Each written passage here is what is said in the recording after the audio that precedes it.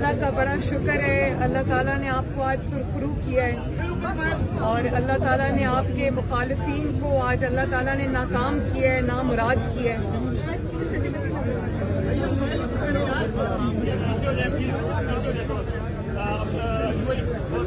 نہیں جی ٹھیک ہے، وہ مجھے پتا ہے، جی بالکل۔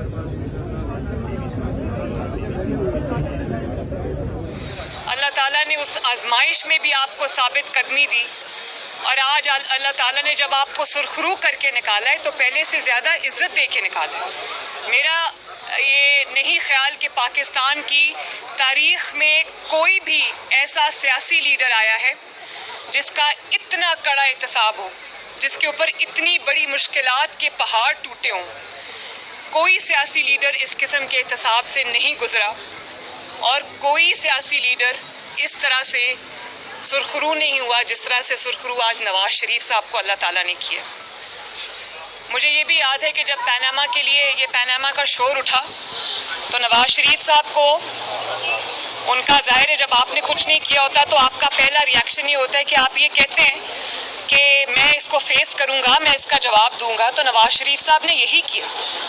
ان کے جو رفقا ہیں، ان کے دوست ہیں، ان کے چاہنے والے ہیں، انہوں نے ان کو یہ کہا کہ یہ کوئی لیگل مقدمہ نہیں ہے، یہ کوئی قانون کی بات نہیں ہے، آپ کو یہ سزا کے لیے پورا ٹریپ سیٹ کیا جا رہا ہے، تو آپ اس مقدمے میں آپ اس مقدمے میں نہ پیش ہوں، آپ اپنا جو بھی آپ کو حاصل ہے، جو بھی امیونٹی آپ کو ملتی ہے وہ آپ لے لیں اور آپ یہ نہ کریں، کیونکہ ان کا یہ مقصد آپ کو سزا دینا ہے۔ یہ آپ کی جو تعویل ہے، جو آپ کی لیگل آپ کے پوائنٹس ہیں، جو حقائق ہیں، وہ یہ نہیں سنیں گے۔ لیکن نواز شریف صاحب نے یہ کہا کہ نہیں، میں اس احتساب کو فیس کروں گا، میری بیٹی بھی فیس کرے گی، میری خاندان بھی فیس کرے گا، میرے بچے بھی فیس کریں گے، انشاءاللہ تعالیٰ وہ سرخرو ہوں گے۔ تو آج وہ اللہ تعالیٰ نے دن ہمیں دکھا دیا۔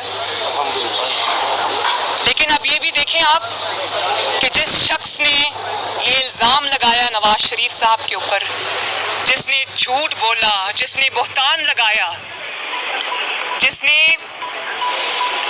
پوری اپنی 25-30 سالہ سیاست نواز شریف کے اوپر بیس کر کے کی، آج میں اس شخص کا چہرہ دیکھنا چاہتی ہوں، آج کیا سوچتا ہوگا، آج اس کے پاس کہنے کو کیا ہے۔ اس کیس کے متعلق جو اس کے حقائق ہیں، میری زبان پہ تالا لگا رہا، کیونکہ کیس عدالتوں میں تھا، ججز کے سامنے تھا، تو میں اس پر زیادہ گفتگو نہیں کی میں نے۔ لیکن اب کیونکہ اللہ تعالیٰ نے سرخرو کیا، آج فیصلہ آیا، اب میں اس کے اوپر ڈیٹیل، جنہوں نے ان پر الزام لگایا انہی کے صدر نے ان سے اوتھ لیا اور آج وہ پوری آب و تاب کے ساتھ وزیر خزانہ، اللہ تعالیٰ نے ان کو ایک بار پھر پاکستان کی خدمت کا موقع دیا۔ تو اسی طرح انشاءاللہ بہت جلد اب نواز شریف صاحب بھی واپس آئیں گے۔ تو اس کے اوپر جو عمران خان کو یہی کہنا چاہوں گی کہ تم ایک بے بس شخص ہو، آج تمہیں جواب دینا پڑے گا کہ تم نے یہ بہتان کیوں باندھے، تم نے جھوٹ کیوں بولا، تم نے جھوٹ کے اوپر اپنی سیاست کیوں کی، اور آج تم جواب دو نہ دو، تاریخ تم سے یہ جواب انشاءاللہ لے کر رہے گی۔ اب آپ آ جائیں وہ جو کل لیکس سامنے آئی ہیں۔ مریم، پہلے مقدمے کے حوالے سے ایک سوال لے لیں کہ یہ مقدمہ پاناما والا یہ عمران خان نے آپ کے خلاف نہیں بنایا تھا، اور جس دور میں یہ بنا تھا وہ آپ بھی جانتی ہیں اور اسٹیبلشمنٹ اس کے پیچھے تھی، تو آپ نہیں سمجھتی کہ اس میں صرف عمران خان قصوروار نہیں ہے، اسٹیبلشمنٹ بھی قصوروار ہے؟ اس کا بینیفیشری کون ہے؟ اس کا بینیفیشری کون ہے؟ تو سازشی کون؟ نواز شریف صاحب کو ہٹا کر جو آج سازشی ہے نا، وہ بھی کہیں دور بیٹھا ہوا ہے۔ ایک سیکنڈ، اس کا بینیفیشری جو ہے اس کو سب پتا تھا کہ وہ اس کی پلاننگ کے ساتھ یہ ہوا، اس کی پلاننگ کے ساتھ نواز شریف کو ہٹایا گیا۔ اس میں تو اتنی پسلی نہیں تھی کہ وہ اقتدار میں اپنے اون پہ آ سکتا، وہ بیساکھیوں پہ آیا، اس مقدمے کے تھرو آیا، اور نواز شریف کو فاؤل پلے کے ذریعے میدان سے باہر کر کے آیا، کیونکہ نواز شریف اگر میدان میں رہتا تو عمران خان 3 زندگیاں اور ہوتی تو وہ کبھی بھی اس عہدے تک نہیں پہنچ سکتا تھا۔ تو اس کا بینیفیشری وہ ہے، اور جو اس کے دوسرے جو ان کے کوچز ہیں وہ اب اللہ تعالیٰ نے کیا تو ان کا کام بھی ختم ہے۔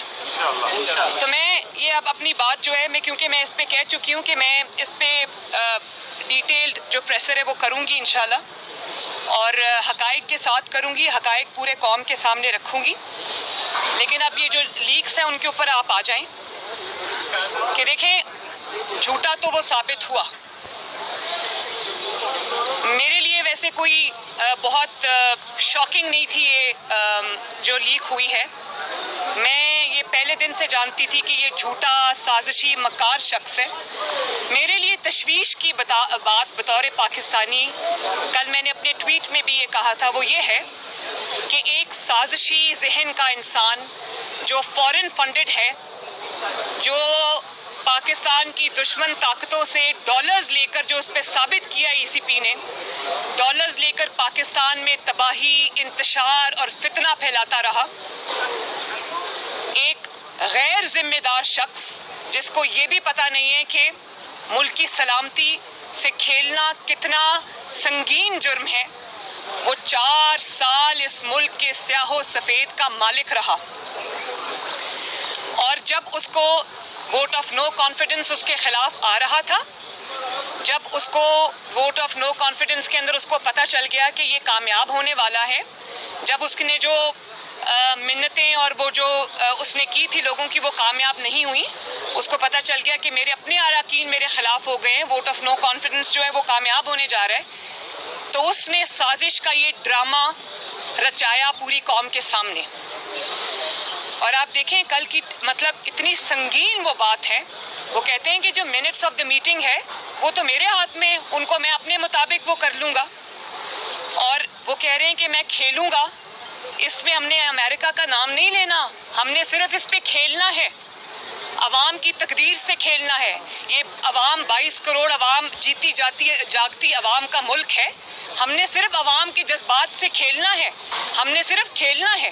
اور وہ کہتے ہیں کہ منٹس آف دا میٹنگ میں اپنے مطابق کر لوں گا. یعنی کہ آپ ایک اتنے امپورٹنٹ نیچر کے ڈاکیومنٹس میں فوجری کمٹ کر رہے ہیں، آپ ٹیمپرنگ کر رہے ہیں، اور آپ کھیل رہے ہیں، اس کو کھیل کہہ رہے ہیں.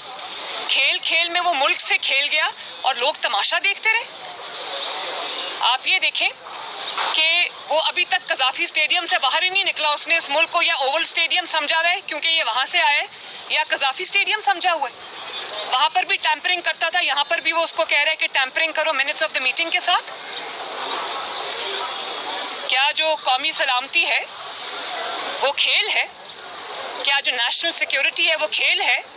کیا پاکستان کے جو مفادات ہیں وہ کھیل ہیں؟ کیا جو خارجہ امور ہیں، فورن پالیسی ہے پاکستان کی، وہ کھیل ہے؟ اور آپ یہ دیکھیں کہ وہ اپنی پوری جو اس کو اقتدار چھوڑ کے اس کو لگ رہا تھا کہ میں جا رہا ہوں، اس نے جال سازی کی، مکاری کی، سازش کا پورا ڈرامہ کریٹ کیا. اور کہتا ہے امریکہ کا نام نہیں لینا، لوگوں کو کہتا ہے غلامی سے، زنجیروں سے آزاد ہو جاؤ، آزادی کے بھاشن دیتا ہے. اور نام پوچھو اگر کسی کا تو اے بی سی پڑھتا ہے، ایکس وائی زیڈ کہتا ہے، اور کہتا ہے امریکہ کا نام نہیں لینا، صرف اس پہ کھیلنا ہے. تو یہ ایک پیٹرن ہے. آپ یہ دیکھیں کہ جو انسان کس طرح یہ جو پیناما والی سازش کے تھرو اقتدار میں آیا، آر ٹی ایس بٹھایا اپنے اقتدار کی خاطر، اس کے بعد فورن فنڈنگ لی غیر ملکی قوتوں سے، اس سے ملک کو ڈی سٹیبلائز کیا. پتہ نہیں وہ پیسے کہاں کہاں استعمال ہوئے، اس سے ملک کو ڈی سٹیبلائز کیا. اور اس کے بعد آپ پیٹرن دیکھیں کہ کیا کہہ رہا ہے. جب آئی ایم ایف کی یہ جو ڈیل کی بات ہو رہی تھی، آئی ایم ایف نے جب پیسے دینے تھے، ابھی پہلی ٹرانچ نہیں آئی تھی، تو آپ نے سب نے وہ سنی جو آڈیو تھی جس میں شوکت ترین صاحب یہ کہہ رہے تھے کہ یہ خط لکھ دو تاکہ پاکستان کو پیسے نہ ملے. پہلے آپ نے آئی ایم ایف کے ساتھ معاہدہ کیا، اس میں پاکستان کو گروی رکھ دیا، اس کے بعد جاتے جاتے اس معاہدے کو فلاؤٹ کر گئے. اور پھر آپ کے اندر اتنی ہمت ہے کہ آپ اتنی بڑی غداری کر رہے ہیں کہ اپنے لوگوں کو کہہ رہے ہیں فون کر کے خط لکھو کہ پاکستان کو پیسے نہ ملے. آپ کو یہ پتہ ہے کہ پاکستان کو اگر یہ پیسے نہ ملتے تو پاکستان ڈیفالٹ کر جاتا، پاکستان کے کروڑوں عوام بھوکے مر جاتے. اس قسم کے شخص کی ذہنیت پہ انسان کیا بات کرے سوائے حیرانی کے.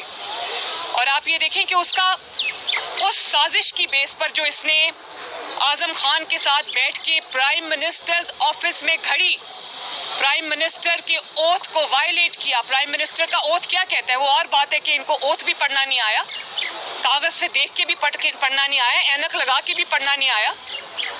तो अपने ओथ को आपने वायलेट किया, आपने पाकिस्तान के और पाकिस्तान की सिक्योरिटी के इंटरेस्ट के खिलाफ अपने ऑफिस में बैठकर साजिश की। और किस चीज़ पे? वो जालसाजी की बेस पर वो साजिश आपने की, और उसी जालसाजी की बेस पर आपने पाकिस्तान के इदारों को तनकीद का निशाना बनाया। पाकिस्तान के इदारों को आपने कंट्रोवर्सीज में फेंका, धकेला, और आपका चीफ ऑफ स्टाफ ARY पे बैठकर एक खत पढ़ता है, रिटन एक लेटर पढ़ता है जिसमें वो फौज के अंदर जो है वो डिवीजन क्रिएट करने की खुलेआम बात करता है। और ये आपने उसी साजिश की बेस पर, उसी जालसाजी की बेस पर, उसी टैंपरिंग की बेस पर आपने क्या किया? आपने अफवाज पाकिस्तान पर हमले किए, आपने शोहदा पर हमले किए, आपने ECP को कंट्रोवर्शियल बना दिया, आपने सियासी इदारों पे हमले किए, आपने सियासी जमातों के ऊपर हमले किए, आपने पाकिस्तान की सालमियत पे हमले किए। और किस चीज़ की बेस पर? शैतानी दिमाग के इख्तरा की बेस के ऊपर। और फिर देखें, फ़र्क देखें आप ज़रा कि आप, मतलब बीवी भी यही कह रही है, वो पीरनी साहिबा भी ये कह रही है, अरसलान बेटा जो अगर हम पे तनकीद करे उसको आप गद्दारी से लिंक कर दो। और हस्बैंड क्या कर रहा है? बैठकर प्राइम मिनिस्टर के ऑफिस में वो फोर्जरी कर रहा है। वो पाकिस्तान के इतने एक सेंसिटिव चीज़ के साथ वो टैंपरिंग कर रहा है, क्योंकि उसने एक ड्रामा करना था, उसने अवाम के अंदर ये फितना फैलाना था। को पाकिस्तान के खिलाफ खत लिखकर उसमें जहर उगलता रहा। किस चीज़ की बेस पर? उस जालसाजी की बेस पर जो इसने आजम खान के साथ बैठ के प्राइम मिनिस्टर्स ऑफिस में की। अवाम को बगावत पे उकसाता रहा। अभी आपने देखा GC यूनिवर्सिटी में खड़े होकर क्या सरमन दे रहा था, क्या भाषण दे रहा था पाकिस्तान की आने वाली नस्लों पर को। उनको कह रहा था मेरे खिलाफ साजिश हुई। आज वो बच्चे भी सोचते होंगे जिनके सामने खड़ा होकर उनको भाषण दे रहा था कि ये साजिश, हमें क्या बता रहा था कि मेरे खिलाफ बैनुल अक़वामी साजिश हो गई। और निकला क्या? निकला ये कि प्राइम मिनिस्टर के कमरे में बैठ के दो शैतानी दिमागों ने उस साजिश को घड़ा, गुमराह करता रहा पूरी आवाम को। फिर अफवाज पाकिस्तान में फूट डालने की कोशिश करता रहा उसी जालसाजी की बुनियाद पर। मीर जाफ़र कहता रहा, मीर सादिक कहता रहा, जानवर कहता रहा उसी साजिश की बुनियाद पर। और फिर मज़हब के साथ खेलता रहा, लोगों को कहता रहा कि इनको वोट देना गुनाह है, मुझे वोट देना सवाब है, जो इनको वोट देगा वो शिर्क करेगा। मज़हब का तमाशा बनाता रहा, दुनिया बैठ के देखती रही, मजहबी हमारे जो कायदीन है वो भी बैठ के देखते रहे, किसी ने इसके बारे में कुछ नहीं कहा। मैं ये पूछना चाहती हूँ कि एक झूठे साजिश की आड़ के अंदर वो ये सब करता रहा और सब इदारे और हम सब बैठकर हुकूमत समेत ये सब तमाशा देखते रहे। ये है कौन जिसको इतनी खुली छुट्टी मिली हुई है? ये है कौन कि ये संगीन से संगीन जुर्म का इर्तिकाब करके चुप करके बच के निकल जाता है?